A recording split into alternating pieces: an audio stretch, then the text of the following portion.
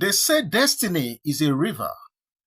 You can wash it, you can enter it, but you cannot dam it. So today, in Imminent Dèafnèss, that proverb, has come to life. When the great lion, the Arole Oduduwa himself, performed the Omodudu Ori ritual upon Prince Tadenikawo's head, the palace walls, as they reported, trembled. Not from celebration, but from silent wailing. Yes, you heard me well. Very, very silent wailing from some quarters. Because somewhere in the shadows, a queen broke. Yes, you heard me well. The whispers began before the dust settled. Why was my son not chosen? Ebony. Yes, you all know Ebony now. Yes. Ebony, shaking to her bones, left the palace and ran, not just to cry, but to question. Don't forget that when that Omodudu ritual was being performed on Tadenikawo, some of the queens, the wives, were available. And according to this report that is making the rounds on the social media, Ebony herself was one of those people who was around and watching with so much venom and with so much hatred, with so much jealousy right there. And according to this developing story, they said Ebony was shaken to her bone marrows. She left the palace and ran out.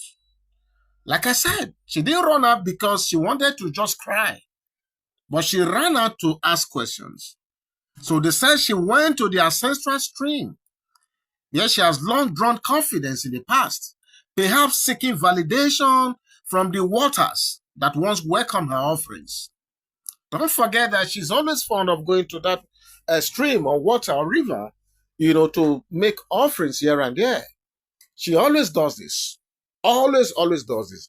Because as far as she's concerned, she's the only water princess or whatever she calls herself.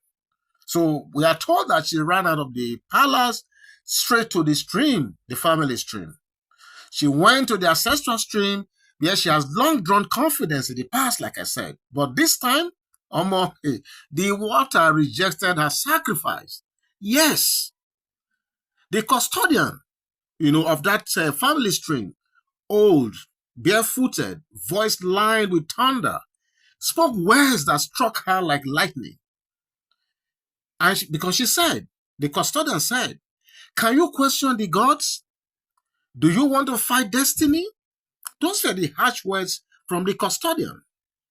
Because you see, Omodudu Ori rite is no ordinary rite. For those of you who watched that video, that thing you saw right there being performed by our Ekabiesi himself was not just an ordinary rite that was happening right there. It was so deep in tradition.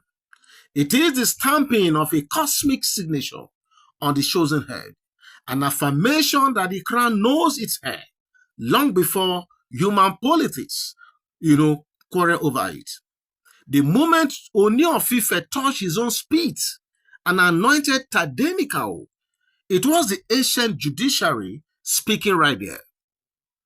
This one is mine. That was what he was saying there.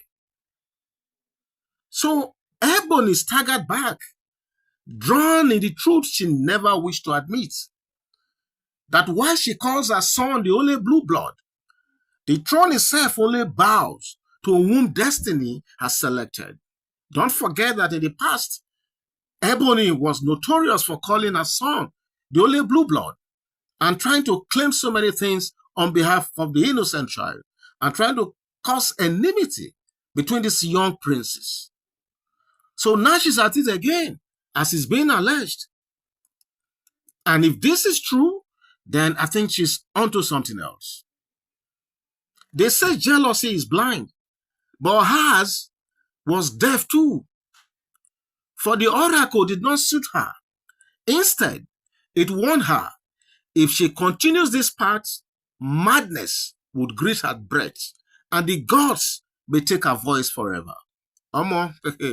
This one is really hitting her very hard, Because the only place where she thought she could seek refuge is the very place that is giving her this thunderous warning. And I think deservedly as well. Inside palace corridors, servants whispered, "She does not understand. This ritual is Naomi's gateway." Yes. Others murmured, "Her tears are not grief, they are fear." Because beyond this cry lies a bigger truth, my people. Queen Naomi is returning. The structure is shifting. The women are becoming restless. Power is resettling. That's what's happening right now, my people. Ooni Of Ife's touch upon Tadenikawo's head was not just about fatherhood.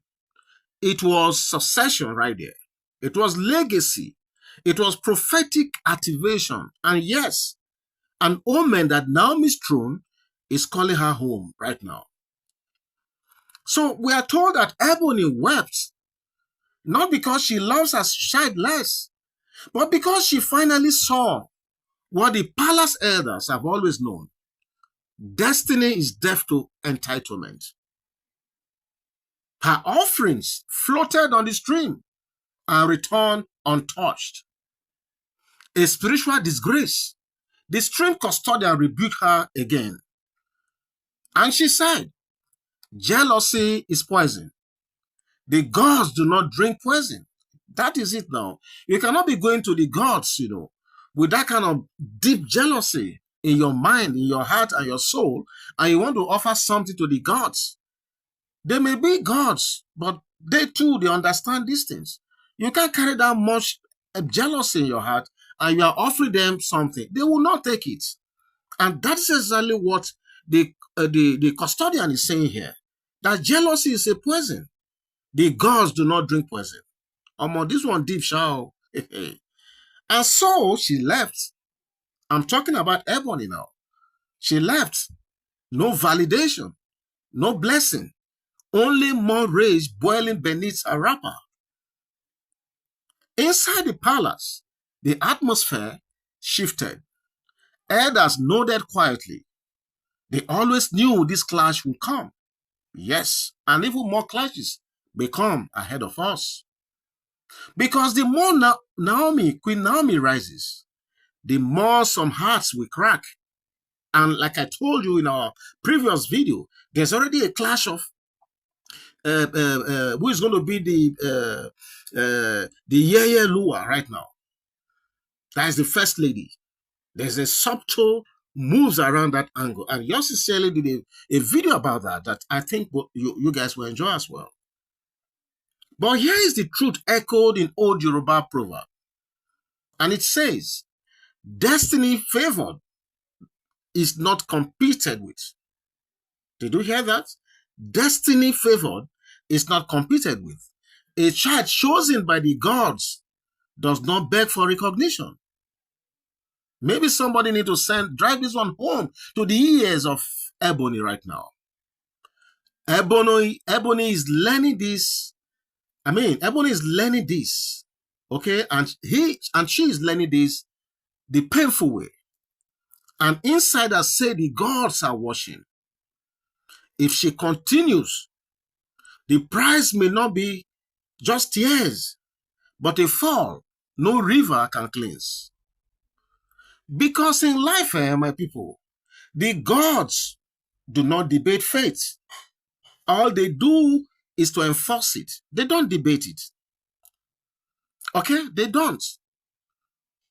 So my listeners, my audience, my beautiful fans out there, and everybody listening to the sound of my voice at this time, I want you to remember, when destiny crowns someone, your hatred only bruises you. And that's exactly what is going on with Ebony right now. Too much hatred, too much jealousy, too much I know past myself.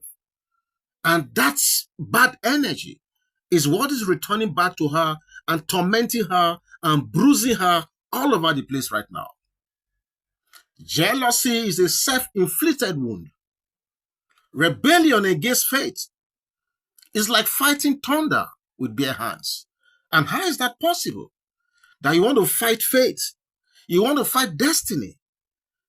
Because they say he who the gods have chosen, or who the gods have blessed, no man can ever try to bring down or destroy. It is not possible. It is not possible because you may have to be dealing with the cosmic forces. Okay? So that is exactly what Ebony is going through right now. We are told that she's in pain. She's already falling sick somehow. She's so heartbroken since this offering day was successfully conducted and that a rite was performed on Tadenikau. We are told that she has been crestfallen. She has been sick. She has been everything negative. And that is the reason why she has rushed down to this family stream, with the belief that there is going to be validation of some sort right there. But I'm glad that what she got instead was severe warning. And I only pray and wish that she listens.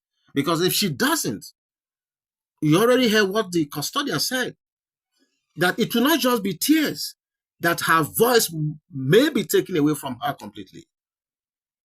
So I just want to end this Ebony story because it's still an unfolding story. But the little we have been able to glean, from the grapevine, I have decided to bring it to you, so that as more developing stories come in that axis, we'll bring them to you.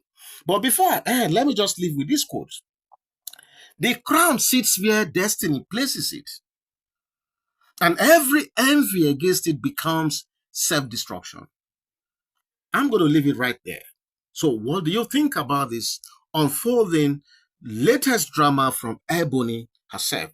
I don't want to talk too much about Ebony because I know a lot of you already know her and her antecedents, okay? But what do you feel about this story? Please feel free to go to the comment section and leave your thoughts right there. And hopefully, yours sincerely will meet you right there to take this conversation much further. God bless you. Bye-bye.